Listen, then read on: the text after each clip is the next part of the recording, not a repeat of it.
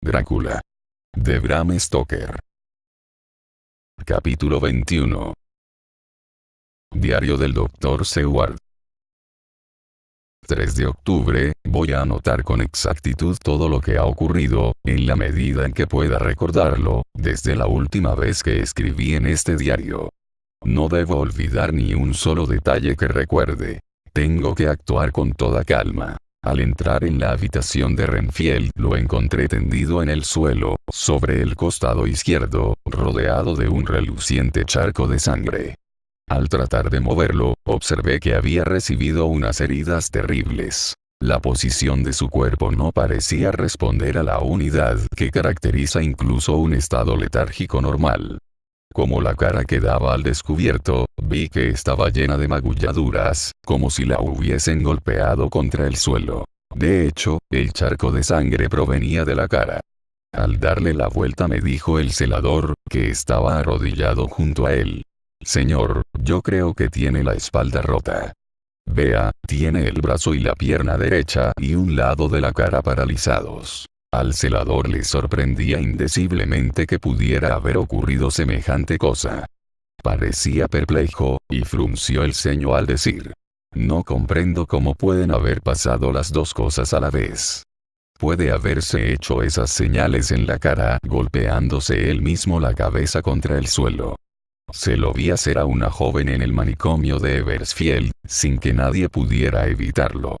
Y supongo que se habrá roto la espalda al caerse de la cama, si estaba en mala postura. Pero a fe mía que no se me ocurre cómo han ocurrido las dos cosas. Si tenía la espalda rota, no pudo golpearse la cabeza. Y si tenía la cara así antes de caerse de la cama, habrían quedado señales». Le dije: «Vaya a decirle al Dr. Van Helsing que tenga la bondad de venir inmediatamente. Quiero que se presente sin mayor dilación». El hombre salió a la carrera, y al cabo de pocos minutos apareció el profesor en bata y zapatillas. Al ver a Renfield en el suelo, lo miró intensamente y después se volvió hacia mí. Creo que leyó mis pensamientos en mis ojos, porque dijo quedamente, a todas luces para que lo oyese el celador: «Ah, es un desgraciado accidente. Necesitará muchos cuidados, y mucha atención. Me quedaré con usted yo mismo. Pero primero me vestiré. Si sigue aquí, me reuniré con usted dentro de unos minutos». El paciente tenía respiración estertorosa, y no era difícil ver que había sufrido unas heridas terribles. Van Helsing regresó con extraordinaria rapidez, provisto de un estuche quirúrgico. Evidentemente había estado reflexionando y había llegado a una conclusión, pues, casi antes de haber examinado al paciente, me susurró: «Haga que se marche el celador. Debemos estar a solas con él cuando recobre el conocimiento después de la operación». Dije al celador: «Creo que ya es suficiente, Simmons. De momento, hemos hecho todo lo posible. Será mejor que prosiga su ronda, ya que el Dr. Van Helsing va a operar. Comuníqueme inmediatamente cualquier incidente fuera de lo normal». El celador se retiró, y procedimos a un cuidadoso examen del paciente. Las heridas de la cara eran superficiales. El verdadero daño consistía en una fractura del cráneo, que se extendía verticalmente por la zona motora. El profesor se quedó pensando unos momentos y dijo: «Debemos reducir la presión arterial y hacerle volver a las condiciones normales en la medida de lo posible. La rapidez de la sufusión indica la terrible naturaleza del daño que ha sufrido. Parece afectada toda la zona motora. La sufusión del cerebro aumentará rápidamente, así que debemos trepanar de inmediato, o será demasiado tarde». Mientras pronunciaba estas palabras, llamaron suavemente a la puerta. Fui hasta ella, la abrí, y en el pasillo encontré a Arthur y a Kinsey, en pijama y zapatillas. Aquel dijo: «Oí al vigilante llamar al Dr. Van Helsing y decirle que había ocurrido un accidente». Desperté a Kinsey, o más bien lo llamé, porque no estaba dormido. En estos días pasan demasiadas cosas extrañas para que ninguno de nosotros pueda dormir profundamente. He estado pensando que mañana por la noche ya no veremos las cosas como han sido. Tendremos que mirar un poco más hacia adelante que hasta ahora. ¿Podemos entrar? Asentí y mantuve la puerta abierta hasta que hubieron entrado. Después la cerré. Al ver la postura y el estado del paciente y notar el horrible charco que había en el suelo, Kinsey dijo suavemente: «Dios mío. ¿Qué le ha pasado? Pobre hombre». Se lo expliqué brevemente, y añadí que esperábamos que recobrase el conocimiento tras la operación, al menos durante un buen rato. Se sentó en el borde de la cama, junto a Godalming. Todos observamos, pacientes. Esperaremos lo suficiente para encontrar el mejor sitio para trepanar, para quitar lo más rápida y perfectamente los coágulos de sangre. Es evidente que la hemorragia va en aumento, dijo Van Helsing. Esperamos unos minutos, que transcurrieron con tremenda lentitud. Yo tenía el corazón encogido, y por la expresión de Van Helsing deduje que éste experimentaba cierto temor o aprensión por lo que ocurriría a continuación. Sentía temor a lo que Renfield fuera a decir. Me daba verdadero miedo pensar, pero estaba seguro de lo que iba a suceder, como he leído en algún sitio que ha ocurrido a los hombres que han oído el reloj de la muerte. Aquel pobre hombre respiraba entrecortadamente. A cada momento parecía que iba a abrir los ojos y hablar, pero lo que hacía era respirar estertorosamente y caer en una insensibilidad más aguda. A pesar de estar acostumbrado a los enfermos y a la muerte, aquella incertidumbre me angustiaba cada vez más. Casi oía los latidos de mi corazón, y la sangre que subía en oleadas a mis sienes sonaba como golpes de martillo.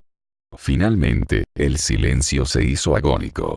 Miré a mis compañeros, uno tras otro, y por sus rostros sonrojados y sus frentes húmedas supe que ellos padecían igual tortura. Sobre todos nosotros había descendido una incertidumbre expectante, como si una campana pavorosa fuera a tañer por encima de nuestras cabezas cuando menos lo esperásemos. En un momento determinado se puso de manifiesto el estado crítico del paciente. Podía morir en cualquier instante. Miré al profesor y observé que sus ojos estaban fijos en mí. Su expresión era grave al decir: «No hay tiempo que perder». Tal vez sus palabras salven muchas vidas. Eso he estado pensando. Es posible que haya un alma en juego. Vamos a operar justo por encima de la oreja. Sin añadir palabra llevó a cabo la operación. La respiración siguió siendo estertorosa durante unos momentos. Después se oyó una aspiración tan prolongada que pareció que iba a rasgarle el pecho. De repente se le abrieron los ojos y se quedaron fijos, con una mirada asustada y desamparada, que duró unos cuantos segundos. Después se suavizó, para dar paso a una alegre sorpresa, y sus labios dejaron escapar un suspiro de alivio. Se movió convulsivamente, al tiempo que decía: «Me quedaré quieto, doctor. Dígales que me quiten la camisa de fuerza. He tenido una terrible pesadilla, que me ha dejado tan débil que no puedo moverme. ¿Qué me ha pasado en la cara? Está toda hinchada y me escuece horriblemente». Intentó girar la cabeza, pero con el esfuerzo sus ojos se pusieron vidriosos otra vez, así que la volví a su posición anterior con dulzura. Van Helsing le dijo en tono grave y tranquilo: «Cuéntenos su sueño, señor Renfield». Al oír la voz del profesor, el rostro del paciente se iluminó, a pesar de las heridas, y dijo: «Es usted, doctor Van Helsing. Es usted muy bondadoso por estar aquí. Deme un poco de agua. Tengo los labios secos. Después intentaré contárselo». He soñado. Se detuvo y pareció que iba a perder el conocimiento. Le dije en voz baja a Kinsey: «El coñac está en mi despacho. Rápido». Salió de la habitación apresuradamente y volvió con una copa, la botella de coñac y una garrafa de agua. Humedecimos los labios resecos y el paciente se reanimó rápidamente.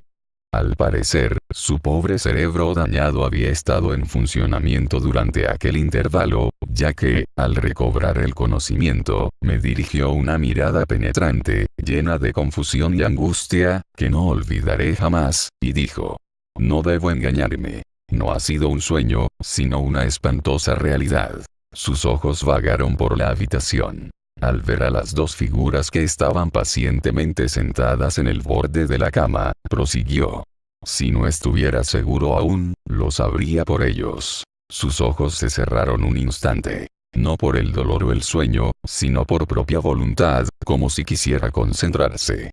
Al abrirlos dijo apresuradamente, y con mayor energía de la que hasta entonces había mostrado. Rápido, doctor, rápido. Me muero. Siento que solo me quedan unos minutos. Después tendré que regresar a la muerte o a algo peor. Mójeme los labios con coñac. Antes de morir tengo que decir algo. O antes de que muera mi pobre cerebro destrozado. Gracias. Fue aquella noche, cuando le imploré que me dejara marchar. Entonces no podía hablar, porque sentía que mis labios estaban sellados. Pero estaba tan cuerdo, excepto en ese sentido, como ahora. Estuve realmente desesperado después de que usted me dejara, durante mucho tiempo. A mí se me antojaron horas. Después me invadió una paz súbita. Mi cerebro volvió a quedarse tranquilo, y caí en la cuenta de dónde me encontraba. Oí ladrar a los perros detrás de nuestra casa, pero no donde él estaba. Mientras Renfield hablaba, Van Helsing no parpadeó. Extendió la mano, cogió la mía, y la apretó con fuerza. Pero no se traicionó. Asintió ligeramente y dijo en voz baja. Continúe. Renfield prosiguió. Llegó hasta la ventana, en medio de la bruma, como ya le había visto hacer antes. Pero en esta ocasión era sólido, no un fantasma, y en sus ojos había una expresión de furia, como la de un hombre iracundo. Reía con su boca roja. Al volver la cabeza para mirar hacia los árboles, de donde provenían los ladridos de los perros, sus afilados dientes blancos emitieron un destello a la luz de la luna. Al principio no le pedí que entrase, aunque sabía que él quería hacerlo. Quería entrar desde hacía tiempo. Entonces empezó a prometerme cosas, no con palabras, sino con actos. El profesor le interrumpió con una pregunta. ¿Cómo? Haciendo que ocurrieran esas cosas, como con las moscas. Él las enviaba a mi habitación cuando brillaba el sol. Moscas grandes y gordas, con acero y zafiros en las alas. Y grandes mariposas nocturnas con calaveras y huesos cruzados en el lomo. Van Helsing asintió al susurrarme inconscientemente. La Acherontia atropos de la esfinge, lo que ustedes llaman la mariposa de la cabeza de la muerte 65. El paciente prosiguió, sin pausa. Entonces susurró. Ratas, ratas, ratas. Cientos, miles, millones, y cada una de ellas una vida, y también perros, para comérselos, y gatos. Todos vivos. Todo sangre roja, con años de vida y no solamente moscas zumbonas. Yo me reí de él, porque quería ver qué podía hacer. Entonces empezaron a aullar los perros detrás de los oscuros árboles de su casa. Me hizo señas para que me asomara a la ventana. Me levanté y miré. Él alzó las manos como si gritara sin utilizar palabras. Una oscura masa se extendió por la hierba y avanzó como la silueta de una lengua de fuego. Y entonces él movió la bruma a derecha e izquierda, y comprobé que había miles de ratas con rojos ojos centelleantes, como los suyos, solo que más pequeños. Levantó la mano, y las ratas se detuvieron. Parecía decirme, te daré todas estas vidas, y muchas más, y más grandes, durante siglos incontables, si te arrodillas ante mí y me adoras. 66 Y entonces se cerró sobre mis ojos una nube roja, del color de la sangre, y, antes de que pudiera darme cuenta de lo que hacía, me sorprendí abriendo la ventana y diciéndole, entra, señor y maestro. Las ratas habían desaparecido, pero él se deslizó en la habitación por el marco corredizo de la ventana, a pesar de que solo lo había abierto una pulgada, al igual que la luna entra a veces por la grieta más minúscula y se presenta ante mí en toda su grandeza y esplendor. Como su voz se debilitaba, volví a humedecerle los labios con coñac, y siguió hablando. Pero me dio la impresión de que su memoria había seguido funcionando durante aquel intervalo, pues su narración había avanzado. Estaba a punto de decirle que volviera a lo anterior, cuando Van Helsing me susurró. Déjele continuar. No le interrumpa. No puede retroceder, y tal vez no pueda proseguir si pierde el hilo de sus pensamientos. Renfield continuó diciendo. Esperé noticias suyas durante todo el día, pero no me envió nada, ni tan siquiera una moscarda, y cuando salió la luna yo estaba muy enfadado con él. Cuando se deslizó por la ventana, a pesar de estar cerrada, y de que ni siquiera llamó, enloquecí. Se burló de mí, y su rostro blanco apareció en la bruma, con los rojos ojos relucientes, y empezó a moverse como si todo esto le perteneciera y yo no fuera nadie. Ni siquiera tenía el mismo olor que de costumbre cuando pasó a mi lado. Llegué a pensar que la señora Archer había entrado en la habitación. Los dos hombres que estaban sentados en el borde de la cama se pusieron en pie y se acercaron a Renfield, se quedaron detrás de él para que no los viese y para oír mejor. Ambos guardaban silencio, pero el profesor dio un respingo y se estremeció. La expresión de su rostro se tornó más grave y lóbrega. Renfield prosiguió, sin percatarse. Cuando la señora Archer vino a verme esta tarde, no era la misma, era como un té aguado. Al oír estas palabras, todos nos movimos inquietos, pero nadie dijo nada. Renfield prosiguió. Yo no sabía que estaba aquí hasta que me habló, y no parecía la misma. No me interesan las personas pálidas. Me gusta que tengan mucha sangre, y al parecer, la de la señora Archer había desaparecido por completo. En ese momento no caí en la cuenta. Pero cuando se marchó me puse a pensar, y me enloqueció la idea de que él le estuviese quitando la vida. Sentí que los demás se estremecían, igual que yo. Pero permanecimos inmóviles.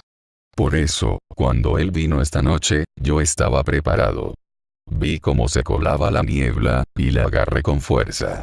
He oído decir que los locos tienen una fuerza poco común. Y como sé que estoy loco, por lo menos a veces, decidí utilizar mis poderes. Pero, ay, él también lo sabía, porque tuvo que salir de la bruma para luchar contra mí. Yo me mantuve firme, y pensaba que iba a vencer, porque no quería que él le quitase más vida a la señora Archer, hasta que vi sus ojos. Me quemaban, y mi fortaleza se tornó agua. Se deslizó a través de ella, y cuando intenté asirlo, me levantó y me tiró al suelo. Ante mí flotaba una nube roja, y un ruido como el trueno, y la bruma desapareció por debajo de la puerta. Su voz se hacía cada vez más débil, y su respiración más estertorosa. Van Helsing se puso de pie instintivamente. Ahora sabemos lo peor, dijo. Está aquí, y conocemos sus intenciones.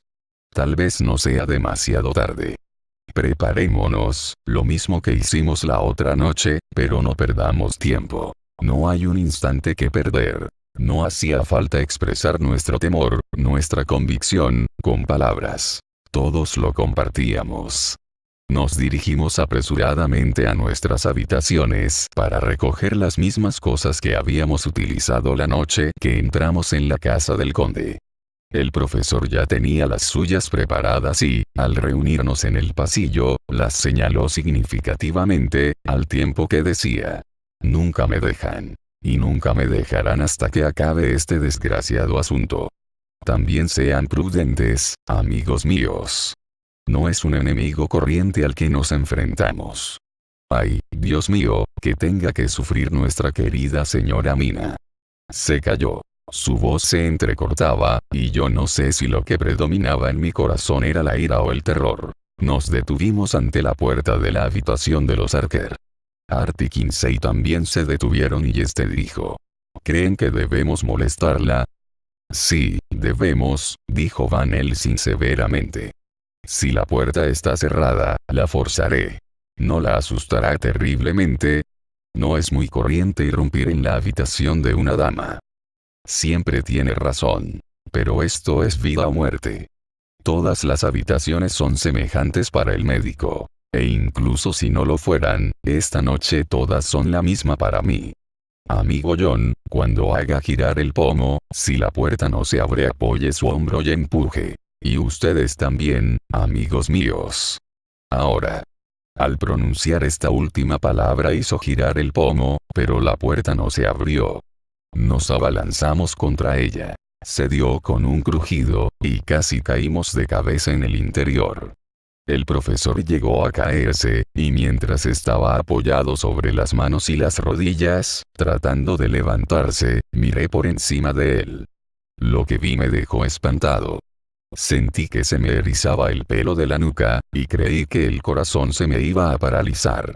La luna era tan brillante que a través de la gruesa persiana amarilla penetraba suficiente luz en la habitación para ver bien.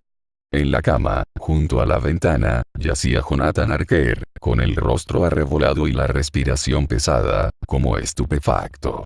Arrodillada junto al borde izquierdo de la cama, mirando hacia la puerta, estaba la figura vestida de blanco de su mujer.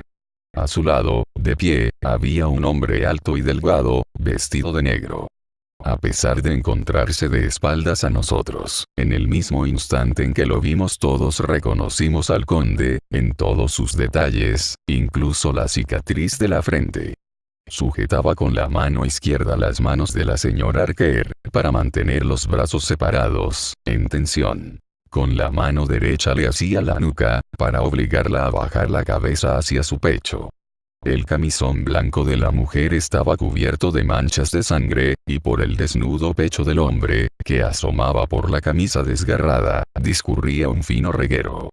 La actitud de ambos guardaba una terrible semejanza con un niño que obligase a un gatito a meter el hocico en un plato de leche para forzarlo a beber.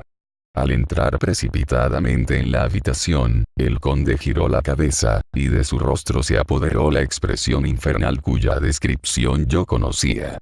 Sus ojos llameaban, rojos, con cólera diabólica, las grandes aletas de la blanca nariz aquilina se abrieron de par en par y se estremecieron. Y los blancos dientes afilados, tras los sensuales labios chorreantes de sangre, rechinaban como los de una bestia salvaje. Con una sacudida arrojó a su víctima sobre la cama como si la lanzara desde un lugar elevado. Se volvió y se precipitó hacia nosotros. Pero el profesor ya se había puesto de pie y alzaba hacia el conde el sobre que contenía la sagrada hostia. Drácula se detuvo bruscamente, del mismo modo que lo había hecho Lucky a la entrada de su tumba, y retrocedió asustado. Siguió retrocediendo más y más a medida que nosotros, con los crucifijos levantados, avanzábamos hacia él. La luz de la luna se oscureció repentinamente, al surcar el cielo una gran nube negra. Y cuando se elevó la luz de la lámpara de gas por obra de la cerilla que encendió Morris, no vimos más que un vapor tenue. Mientras lo contemplábamos, se deslizó por debajo de la ventana, que había vuelto a su antigua posición tras haber quedado abierta de par en par. Van Helsing, Artie y yo nos acercamos a la señora Archer, que ya había recobrado el aliento y, al tiempo, había emitido un grito tan aterrador, tan agudo, tan desesperado, que pienso que seguirá sonando en mis oídos hasta el día de mi muerte. Se quedó tendida en la cama durante unos segundos, en actitud de impotencia y confusión. Su rostro estaba cadavérico, con una palidez acentuada por la sangre que manchaba sus labios, mejillas y barbilla. De su cuello manaba un fino reguero de sangre. Tenía los ojos desorbitados por el terror.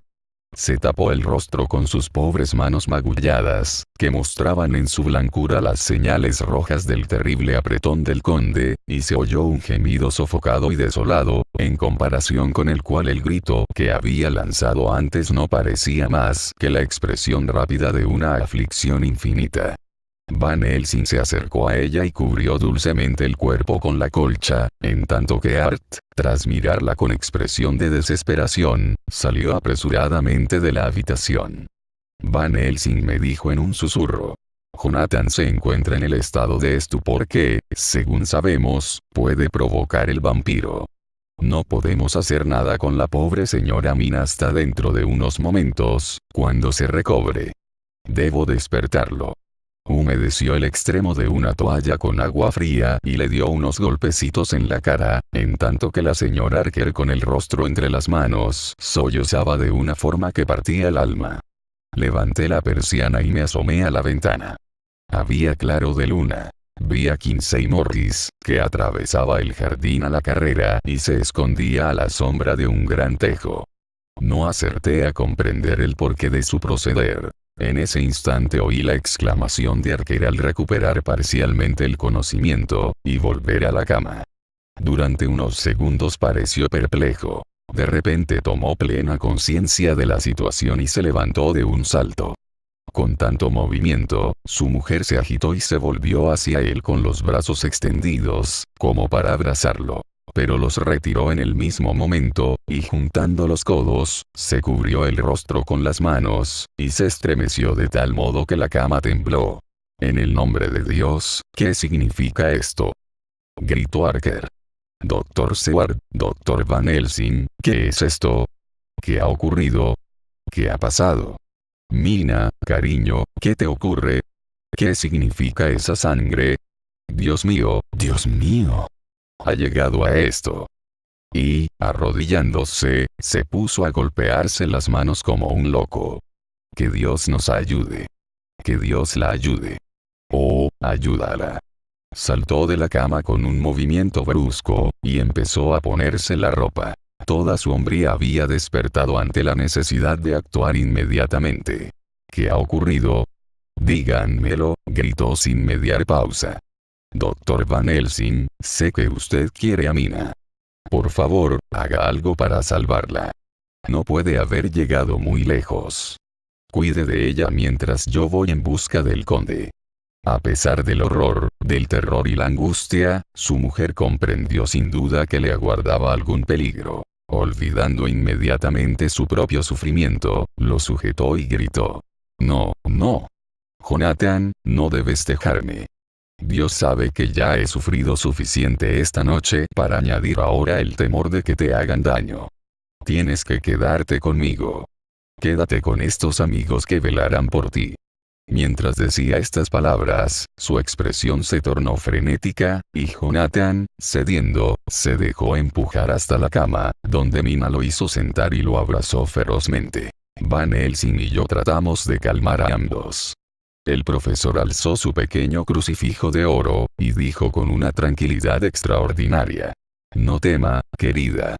Nosotros estamos aquí. Y mientras esto esté junto a usted, nada malo puede acercarse.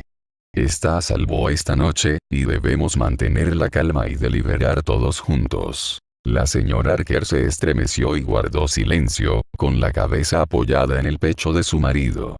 Al retirarla, el camisón blanco de Jonathan estaba manchado de sangre allí donde se habían posado los labios de la mujer, y en el lugar en que habían caído unas gotas de la pequeña herida abierta. En el mismo instante en que lo vio, la señora Archer se echó hacia atrás, con un débil gemido, y susurró, sollozando entrecortadamente: «Soy impura, impura. No debo tocarlo ni besarlo. Oh, que tenga que ser yo su peor enemiga, ¿y a quién más ha de temer?». A esto replicó Jonathan con decisión: «No digas tonterías, Mina. Me entristece oírte decir esas cosas. No consentiría que las dijeran de ti. No quiero que tú las digas. Que Dios juzgue mis pecados y me castigue con sufrimientos aún más amargos si por un acto de mi voluntad algo se interpone entre nosotros». Extendió los brazos y la estrechó contra su pecho. Y allí se quedó la mujer durante unos momentos, sollozando. Jonathan nos miró por encima de la cabeza inclinada de ella, con los ojos parpadeantes y húmedos. Las aletas de su nariz se estremecían. La línea de su boca estaba dura como el acero. Al cabo de un rato los sollozos se hicieron más débiles y menos frecuentes, y Jonathan me dijo, con una calma deliberada que daba la sensación de estar poniendo a prueba sus nervios: «Y ahora, Dr. Seward, cuéntemelo todo. Conozco demasiado bien los hechos en general. Cuénteme lo que ha ocurrido». Le conté exactamente lo que había pasado, y él me escuchó aparentemente imperturbable. Pero las aletas de su nariz se movían y sus ojos centelleaban mientras le contaba cómo había sujetado el conde a su mujer en aquella posición tan horrenda, con la boca pegada a la herida abierta de su pecho. A pesar de las circunstancias, me resultó curioso observar que, en tanto que el rostro, blanco de cólera, se agitaba convulso sobre la cabeza inclinada de la mujer, las manos acariciaban tierna y amorosamente su cabello revuelto. En el momento en que terminaba mi relato, llamaron a la puerta Kinsey y Godalming. Entraron obedeciendo a nuestra invitación. Van Helsing me miró con expresión interrogativa. Comprendí que quería que aprovechásemos la ocasión de su llegada para distraer los pensamientos del desgraciado matrimonio. Al mover la cabeza en señal de asentimiento, el profesor les preguntó qué habían visto y hecho, a lo que respondió Lord Godalming. No lo he visto en el pasillo ni en ninguna de las habitaciones. He mirado en el despacho, pero, aunque había estado allí, ya se había marchado. Sin embargo, cayó bruscamente al ver la lastimosa figura reclinada en la cama. Van Helsing dijo gravemente: «Siga, amigo Arthur. Ya no queremos aquí más cosas ocultas. Nuestra esperanza ahora reside en saberlo todo. Hable libremente». Había estado allí, prosiguió Art, y, aunque solamente pudo haber estado unos segundos, lo había desbaratado todo. Todos los manuscritos estaban quemados, y las llamas azules ardían vacilantes en medio de las cenizas blancas. También había arrojado al fuego los cilindros de su fonógrafo, y la cera ha colaborado con las llamas. Le interrumpí al llegar a este punto. Gracias a Dios que halló otra copia a buen recaudo. Su rostro se iluminó durante unos momentos, pero se ensombreció al proseguir. Entonces corrí escaleras abajo, pero no vi ni rastro de él. Miré en la habitación de Renfield, pero tampoco había ni rastro, excepto volvió a interrumpirse, pero Archer le dijo con voz ronca: «Siga». Art inclinó la cabeza, se humedeció los labios con la lengua, y añadió: «Excepto que ese pobre hombre está muerto». La señora de Archer levantó la cabeza, y nos miró uno a uno mientras decía solemnemente: «Cúmplase la voluntad de Dios». Yo no podía evitar pensar que Art ocultaba algo. Pero, como comprendí que lo hacía con una intención determinada, no dije nada. Van Helsing se volvió hacia Morris y le preguntó: «¿Y usted, amigo Kinsey, tiene algo que decir?» «Algunas cosas», respondió. «Tal vez sean muchas finalmente, pero de momento no lo sé». Pensé que era buena idea saber a dónde se había dirigido el conde al salir de la casa. Ya no lo vi, pero vi un murciélago que remontaba el vuelo desde la ventana de la habitación de Renfield y se dirigía hacia el oeste. Esperaba verlo regresar a Carfax bajo una u otra forma, pero evidentemente, ha ido a buscar otro escondrijo.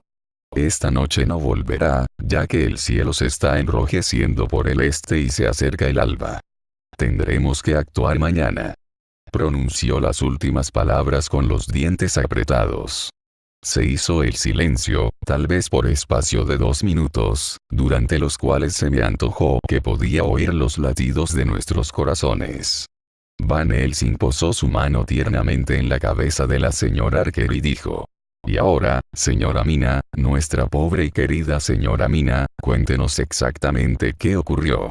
Dios sabe que no quiero que se aflija usted, pero es necesario que lo sepamos todo. Porque ahora más que nunca hay que realizar el trabajo rápidamente y con audacia, y a toda prisa. Está cerca el día en que todo debe acabar, y quizá hoy nos acostemos sabiendo una cosa más». La pobre señora se estremeció, y observé la tensión de sus nervios al acercar a su marido hacia sí e inclinar más y más la cabeza sobre su pecho. De repente levantó la cabeza con orgullo, y tendió una mano a Van Helsing, quien la tomó entre las suyas y, tras inclinarse y besarla con toda reverencia, la apretó con fuerza. La señora Archer tenía la otra mano atenazada entre la de su marido, que la rodeaba protectoramente con el otro brazo.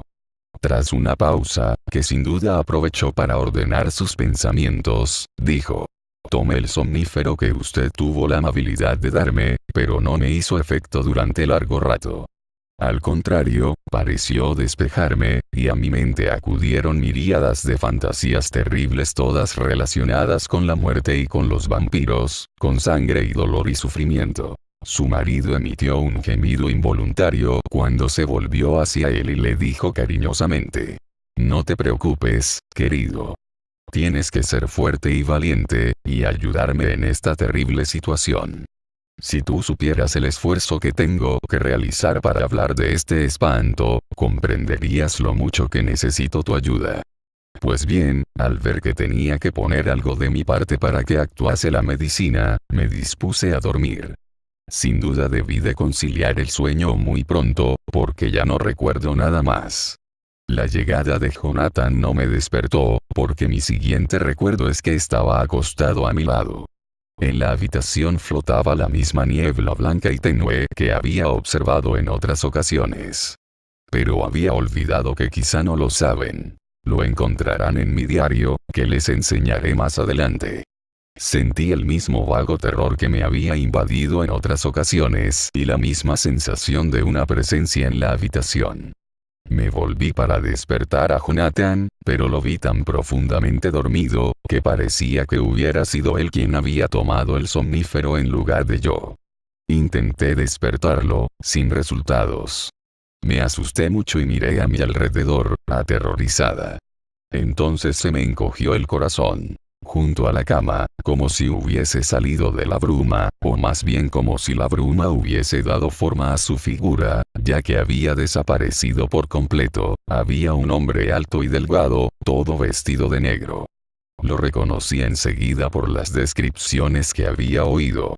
El rostro serio, la larga nariz aquilina, sobre la que caía la luz formando una línea blanca y delgada. Los rojos labios entreabiertos, por los que asomaban los blancos dientes puntiagudos. Y los ojos rojos que creí ver reflejados en la iglesia de St.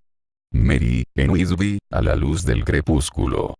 También reconocí la cicatriz roja de la frente que le hizo Jonathan al golpearlo. Mi corazón dejó de latir durante unos instantes, y habría gritado de no haber estado paralizada. Entretanto, el conde dijo en un susurro penetrante, cortante, al tiempo que señalaba a Jonathan: «Silencio. Si haces ruido, le haré la cabeza a pedazos ante tus propios ojos».